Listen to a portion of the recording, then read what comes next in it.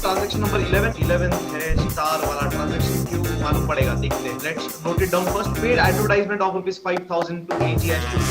थोड़ा सा कंफ्यूजिंग है, बहुत मजेदार है, मजा आएगा। तो सबसे पहले तो मेरे को बताइए, दो अकाउंट्स कौन से पहचानेंगे हम? कैश अकाउंट, कोई बोल रहा है कैश AGI, कोई बोल रहा है एडवर्टाइजमेंट कैश, कोई बोलता है एडवर्टाइजमेंट और AGI स्टूडियो। क्या बात है। चल देखने जाएंगे तो अपने को 3 अकाउंट दिख रहे हैं। दिख रहा है क्या? एक तो एडवर्टाइजमेंट अकाउंट, दूसरा ऑप्शन कैश आएगा ना, क्यों? हमने 5,000 रुपया पे किया ना यार। और एक तीसरा दिख रहा है नाम, AGI स्टूडियोज दिख रहा है। ये पर्सनल अकाउंट में भी क्लासिफाई हो सकता है। मतलब अभी पॉइंट ऐसा है कि सर 3 ऑप्शन है, कौन से 2 सिलेक्ट करें?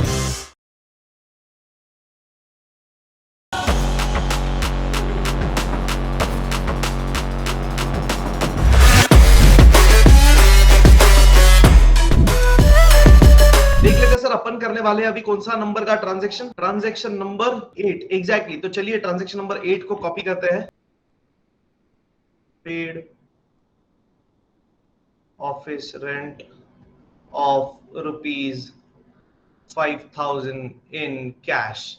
अरे दिख रहा है क्या? पूरा भाव के बड़ा पाव का ही ट्रांजैक्शन है यार, कुछ भी अलग नहीं है। कम ऑन जल्दी से बताइए 4 चीजें क्या क्या करेंगे? यस, अकाउंट आइडेंटिफाई करो, दैट्स राइट। मतलब 2 अकाउंट्स पहचानेंगे, परफेक्ट। उसके बाद क्लासिफाई, उसके बाद अप्लाई करेंगे रूल्स, और फिर लिखेंगे रीजन। क्या बात है, जबरदस्त। ये 4 चीजें वी आर राइटिंग अबाउट अपना बेसिक ट्रांजैक्शंस को एनालाइज करने वाला पॉइंट है। अपने मेन 4 स्टेप्स दूसरे हैं, मतलब मेन 4 स्टेप्स में चौथा आता है जर्नल एंट्री। तो रीजन के बदले जर्नल एंट्री बन जाएगा वो। Done, perfect. तो चलिए कर लेते हैं फिर। Let's write 2 accounts. सबसे पहले we are going to identify 2 accounts. जैसे 2 अकाउंट्स पहचान के होते, then we are going to classify them. मेरे साथ साथ लिखते जाइएगा। क्लासिफाई करने के बाद we will apply the rules by following the golden rules of accounting, and last में we are going to write the reason कि हमने उनको क्यों डेबिट या क्रेडिट दिया, हाँ या ना। चलो इतना लिख दिया, स्टार्ट करें फिर। तो चलिए भाई, सबसे पहले तो मेरे को बताइए सब लोग, कौन से 2 अकाउंट बनेंगे इस ट्रांजैक्शन में? अरे क्या बात है रे, क्या बात है। ऑफिस रेंट अकाउंट और दूसरा है कैश अकाउंट। एक एक करके बात करते हैं। तो सबसे पहले मैं लिख रहा हूं ऑफिस रेंट अकाउंट, और दूसरा है ये कैश अकाउंट। तो let's talk about office rent account first. मेरे को बताइए सर, ये ऑफिस रेंट अकाउंट को किस में क्लासिफाई करेंगे? पर्सनल, रियल, नॉमिनल, 3 ऑप्शंस अपने पास है। बताइए। नॉमिनल अकाउंट में क्लासिफाई करेंगे। रीजन? एक्सपेंस है ऑफिस रेंट। क्यों बेटा? क्योंकि वो पे करना पड़ेगा ना। Perfect perfect. सर सुनिएगा ध्यान से, हम ये ऑफिस का रेंट पे कर रहे हैं ना। देखो ना, स्टार्टिंग में ही बोला है paid, it means we are paying the office rent. और अगर हम ऑफिस रेंट पे कर रहे हैं तो हमारे लिए वो खर्चा है, और जितने भी खर्चे नुकसान है वो किसके अंडर क्लासिफाई किए जाते हैं? नॉमिनल अकाउंट के अंदर में। तो office rent account becomes nominal account because वो खर्चा है। ऑफिस रेंट को क्या देना है, डेबिट या क्रेडिट? रीजन क्या, क्यों debit? Expenses, exactly this is sir nominal account है ना, तो किसके रूल की बात करेंगे? नॉमिनल के रूल की बात करेंगे। नॉमिनल अकाउंट का रूल क्या बोलता है? देखो भाई, फिर डिस्प्ले करता हूं। नॉमिनल वाला अकाउंट देखो, एक्सपेंसेस को क्या किया है, डेबिट। तो रीजन लिखते टाइम सिंपल रीजन क्या आना चाहिए? Expenses, simple. ऑफिस रेंट हम पे कर रहे हैं, ये एक्सपेंस है, ये खर्चा है, और नॉमिनल अकाउंट के हिसाब से खर्चे को डेबिट दिया जाता है। तो रूल हमने क्या अप्लाई किया? डेबिट। यानी कि सुनना, हम ऑफिस रेंट अकाउंट को क्या कर रहे हैं? डेबिट कर रहे हैं। समझ में आ रहा है क्या? हम ऑफिस रेंट अकाउंट को डेबिट कर रहे हैं। रीजन क्या है डेबिट करने का? Office rent is an expense. अरे गेटिंग? सो हमने ये जो अकाउंट पहचाना था ऑफिस रेंट अकाउंट, इसका एंड में कंक्लूजन क्या आया कि ये डेबिट होगा। क्यों? क्योंकि ये एक्सपेंस है, और ये डेबिट हो रहा है एक्सपेंस के अंदर में। क्यों? क्योंकि नॉमिनल अकाउंट ऐसा बोलता है। सो अपना मेन टास्क क्या है, समझा क्या? अकाउंट पहचानना और उसको इफेक्ट देना। तो ये अकाउंट का इफेक्ट देने के लिए हमको क्लासिफिकेशन की जरूरत पड़ती है और उसके रूल की जरूरत पड़ती है। तो ऑफिस रेंट का सेक्शन पूरा हो गया। अब बात करेंगे दूसरे अकाउंट की। दूसरा अकाउंट क्या है सर? Cash account. अब सबसे इंपॉर्टेंट बताइए, ये कौन सा क्लासिफिकेशन में आएगा? इसका क्लासिफिकेशन क्या? ध्यान से आंसर करना। सर ऐसा ऐसा बोलेंगे क्या कैश गया है तो खर्चा है तो ये नॉमिनल अकाउंट है? सर कैश हमारे बिजनेस का क्या है? प्रॉपर्टी है। सर प्रॉपर्टी जा रहा है कि प्रॉपर्टी आ रहा है, क्या फर्क पड़ता है? वो प्रॉपर्टी है ना। कल को अगर हम हमारा घर बेचेंगे तो हम क्या बोलेंगे? इनकम। अरे हम क्या बोलेंगे? हमारा प्रॉपर्टी गया, ऐसा ही बोलेंगे ना। इनकम इनकम थोड़ी बोलेंगे यार, घर तो है, प्रॉपर्टी है ना। सर खरीद रहे तो भी वो प्रॉपर्टी है, बेच रहे तो भी प्रॉपर्टी ही है। ऐसा क्या कर रहे हैं यार? कैश रोकड़ा ये बिजनेस का प्रॉपर्टी है, माने की एसेट। चलिए बहुत सही बोला लोगों ने। सर ये रियल अकाउंट के अंदर आएगा क्योंकि ये प्रॉपर्टी है, ये एसेट है। इफेक्ट बताइए, इफेक्ट बताइए। अरे सिंपल है सर, क्या लॉजिक है बताओ? बिना रीजन के इफेक्ट। सर एक डेबिट तो दूसरा क्रेडिट। अरे एग्जैक्टली देखो ना सर, ये डेबिट हो गया ना ऑलरेडी ऑफिस रेंट, तो अब ये दूसरा क्या होगा फिर? अगर एक डेबिट हो गया तो दूसरा क्या होने वाला है? क्रेडिट ही होगा ना यार, क्या बात कर रहे हैं, कितना चिंदी है। तो लिख देता हूं ये क्रेडिट। अच्छा रीजन बताइए, रीजन। एग्जैक्टली सर, देखो रियल अकाउंट है ना, ये देखो रियल अकाउंट का रूल, ये देखो credit what goes out and cash goes out. Why cash is going out? Sir हमने रेंट क्या किया? पे किया। अरे सबसे इजी चीज क्या अप्लाई करेंगे रियल अकाउंट के लिए? जल्दी बोलो। एक्शन से अकाउंटिंग, बहुत बढ़िया। तो एक्शन के साथ कैसा बोलेंगे सर? पैसा गया, कैश गया, तो एक्शन से बनता है सी और सी से बनता है क्रेडिट। अरे गेटिंग सर। तो रियल अकाउंट हमेशा ध्यान रखो, एक्शन ही करो, झंझट ही नहीं। लिख देते, रीजन क्या लिखेंगे बताओ? क्रेडिट क्यों? क्योंकि cash goes out. Perfect, note कर लो public. Let's take the next transaction, let's take the ninth वाला ट्रांजैक्शन। क्या बोला है देखते हैं। 9 पेड इलेक्ट्रिसिटी बिल ऑफ ₹5,000। चलिए भाई,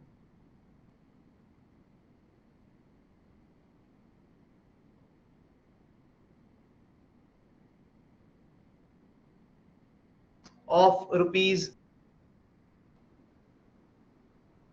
पेड इलेक्ट्रिसिटी बिल ऑफ ₹5,000। चलिए फिर से चार चीजें मार्जिन में लिख देंगे। इसको, इसमें से हम लोग को दो अकाउंट्स पहचानने हैं। उसके बाद हमको इसको क्लासीफाई करना है।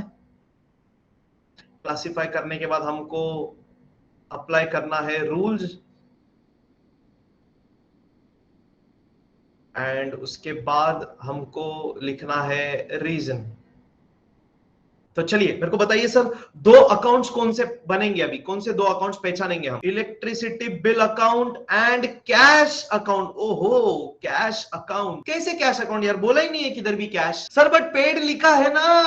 क्या बात है यार अभिलाषा, जबरदस्त। अरे सर पर पेड लिखा है, पे मतलब क्या? पैसा देना। एग्जैक्टली कैश देना। अब कोई ऐसा बोल सकता है आप में से, सर हम ऑनलाइन भी तो भर सकते हैं, हम चेक से भी तो दे सकते हैं, हम कार्ड से भी तो दे सकते हैं, इंटरनेट बैंकिंग भी यूज कर सकते हैं, गूगल पे यूज कर सकते हैं, पेटीएम करो, तो दुनिया भर की चीजें करते हैं। अरे हाँ बिल्कुल कर सकते हैं, बट क्वेश्चन ने ऐसा कुछ स्पेसिफाई किया मोड ऑफ पेमेंट कैसा पे हुआ है? क्वेश्चन ने कुछ बोला? ऐसा कुछ भी नहीं बोला। तो ध्यान रखिए अपने पूरे अकाउंटिंग के करियर में, जब भी ट्रांजैक्शन में मोड ऑफ पेमेंट स्पेसिफाई नहीं किया जाता, हम हमेशा मोड ऑफ पेमेंट क्या कंसिडर करेंगे? कैश। क्या सही बोला यार, गेटिंग पब्लिक। भाई चलते हैं आगे। दो अकाउंट आप लोग ने बहुत सही पहचाने सर। पहला electricity bill account, you can also right just electricity account, चलता है ऐसा कुछ। और दूसरा है ये 5,000 रुपया पे किया है ना, इसलिए कैश अकाउंट। तो मैं पहले लिखूंगा इलेक्ट्रिसिटी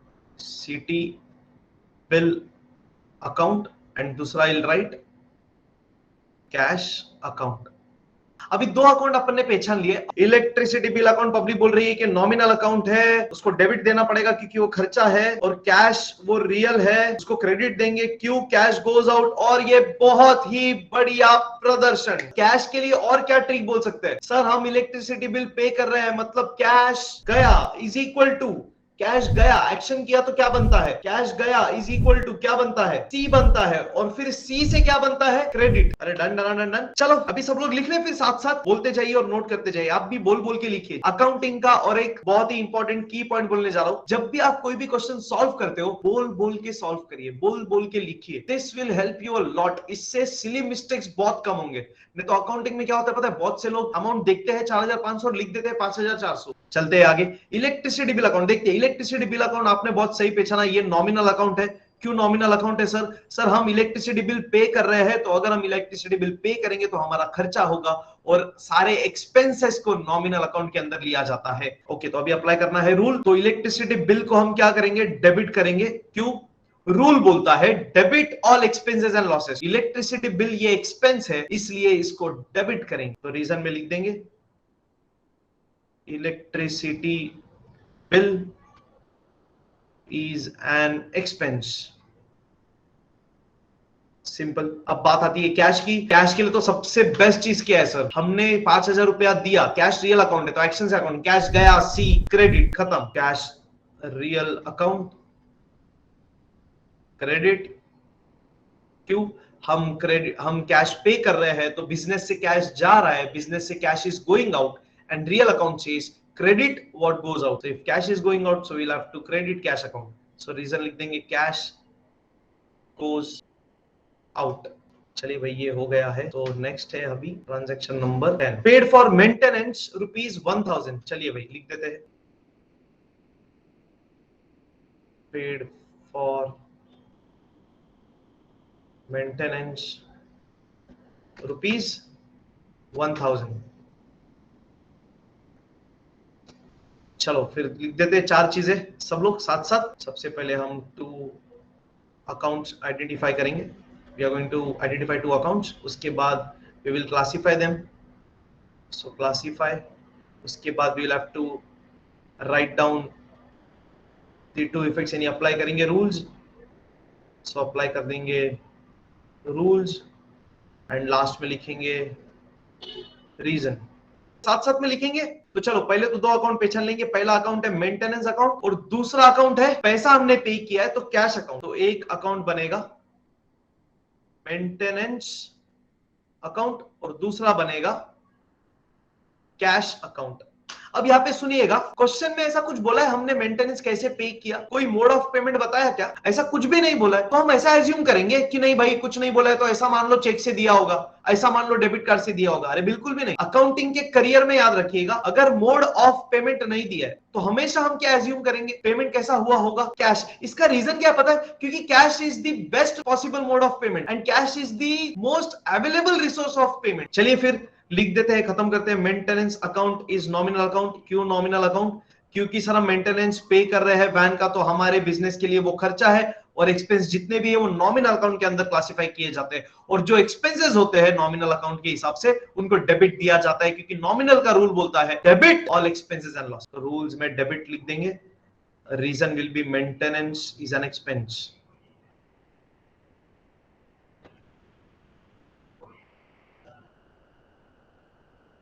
या ऐसा बोल सकते हो maintenance paid is an expense तो भी चलता है, ऐसा कुछ प्रॉब्लम नहीं। Cash account is real account क्योंकि कैश हमारे लिए प्रॉपर्टी है और जो हमारा प्रॉपर्टी है, जो भी एसेट्स है वो रियल अकाउंट के अंदर जाता है और कैश के लिए हम तो रियल अकाउंट के लिए हम तो यूज करते हैं एक्शन से अकाउंटिंग। तो रियल अकाउंट के हिसाब से एक्शन से अकाउंटिंग क्या बोलता है? देखो सर क्या बोला है, पेड फॉर मेंटेनेंस मतलब कैश गया तो एक्शन करेंगे, कैश गया सी क्रेडिट। एक्शन से बनता है सी से बनता है क्रेडिट और बिजनेस से कैश गया है तो हम बोलेंगे क्रेडिट व्हाट गोज आउट। तो लिख देंगे रीजन कैश गोज आउट। इतना कर लीजिए, हो गया। तो आगे बढ़ेंगे और आज का स्टार ट्रांजैक्शन नंबर 11 देखते हैं। अगला ट्रांजैक्शन नंबर 11th है स्टार वाला ट्रांजैक्शन। क्यों मालूम पड़ेगा, देखते हैं। Let's note it down first. Paid advertisement of ₹5,000 to AGI studios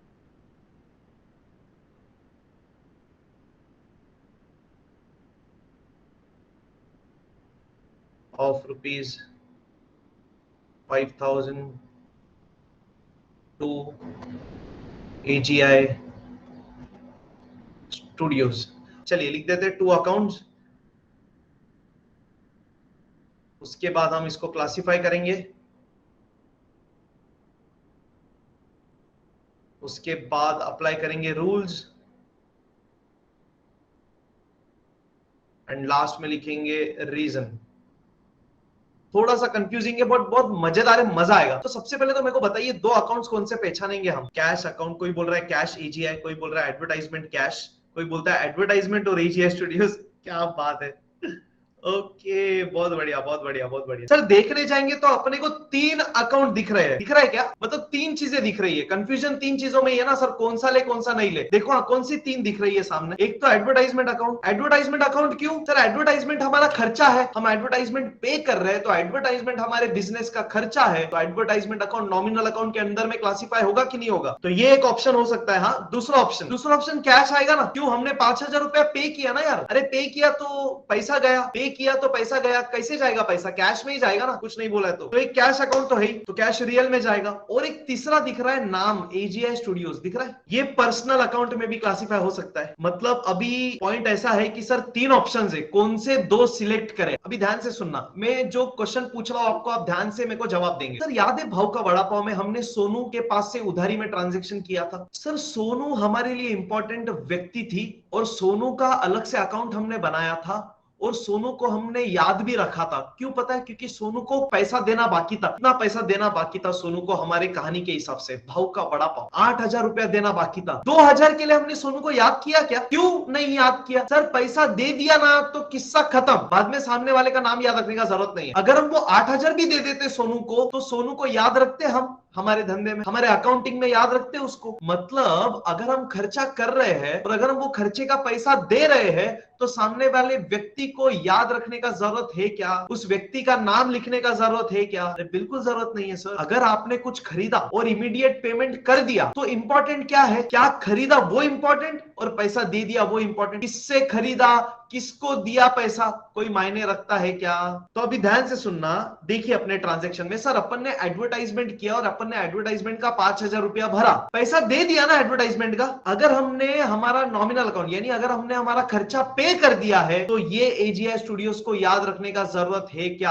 अरे बिल्कुल याद रखने का जरूरत नहीं है। तो इसका अकाउंट बनेगा क्या AGI स्टूडियोज का अलग से? बिल्कुल नहीं बनेगा। मतलब सुनना अभी ध्यान से, अगर आपके ट्रांजैक्शन में नॉमिनल अकाउंट है, जो इस ट्रांजैक्शन में है, हाँ या नहीं, एडवर्टाइजमेंट के नाम पे, अगर आपके ट्रांजैक्शन में नॉमिनल अकाउंट है और अगर आप उसका पेमेंट कर रहे हो तो पर्सनल अकाउंट को लेने का नहीं। सो पब्लिक, आई होप आपको कॉन्सेप्ट क्लियर हुआ है। अगर हम पैसा नहीं देते तो सेम ट्रांजैक्शन में कौन से 2 अकाउंट बनते? मेरे को बताओ। हमने एडवर्टाइजमेंट का सर्विस लिया AGI के पास से 5,000 का, बट हमने पैसा नहीं दिया, मतलब ये उधार का ट्रांजैक्शन है, तो क्या बनता? एडवर्टाइजमेंट अकाउंट तो बनता ही, क्यों? खर्चा है, उसका AGI स्टूडियोज बनता। अरे उधारी में ट्रांजैक्शन हुआ। तो चलो अपना अभी ट्रांजैक्शन देख लेते हैं। Paid advertisement of rupees 5,000 to AGI Studios. Is this a credit transaction? क्या ये credit transaction है? This is not a credit transaction.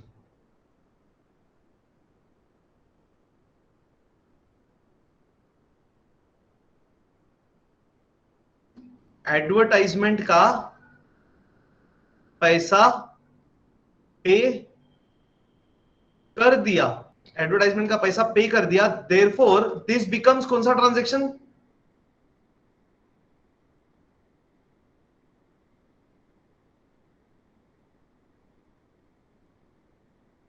Therefore सामने वाले का नाम नहीं आएगा, therefore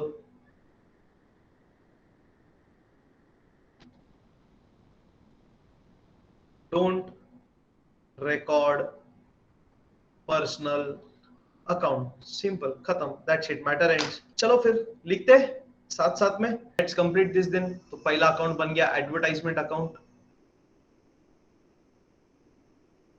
एंड दूसरा बन गया कैश अकाउंट। तो advertisement account is nominal account, क्यों? हमारे बिजनेस का खर्चा है, क्योंकि हम एडवर्टाइजमेंट पे कर रहे हैं, पे करेंगे तो खर्चा होगा, तो एक्सपेंस, और एक्सपेंस किधर जाता है? नॉमिनल वाले अकाउंट में, और नॉमिनल के हिसाब से सारे एक्सपेंसेस को क्या दिया जाता है? डेबिट। तो लिख देंगे डेबिट। क्यों debit? Because advertisement is an expense.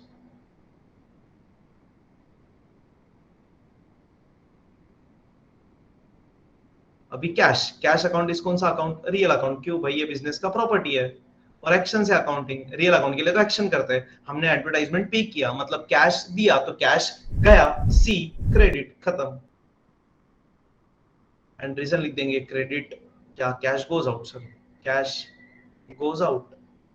Cash गया ना तो इंग्लिश में लिखेंगे, कैश गया थोड़ी लिखेंगे रीजन में, कैश गया, सी क्रेडिट, कैश गोज आउट। अरे दिख रहा है कि हम लोग कैसे लेवल अप कर रहे हैं, धीरे धीरे धीरे धीरे धीरे कॉन्सेप्ट्स को और इंप्रोवाइज कर रहे हैं। तो मैं इसके लिए बुक से नहीं करवा रहा हूँ। आप बोलेंगे यार गवर्नमेंट टेक्स्ट बुक से तो पढ़ा ही नहीं रहे सर, डायरेक्ट उससे पढ़ भी नहीं सकते, कुछ समझेगा ही नहीं, वो फिर एकदम थियोरेटिकल हो जाएगा। हम लोग इतना कवर कर लेंगे कि बुक बाद में आप पढ़ोगे तो देखोगे तो सारा कुछ समझ में आने लगेगा। इसी तरह फिर हंसते रहिए, मुस्कुराते रहिए और पढ़ते रहिए book keeping and accountancy. Take care guys, have a nice time, see you।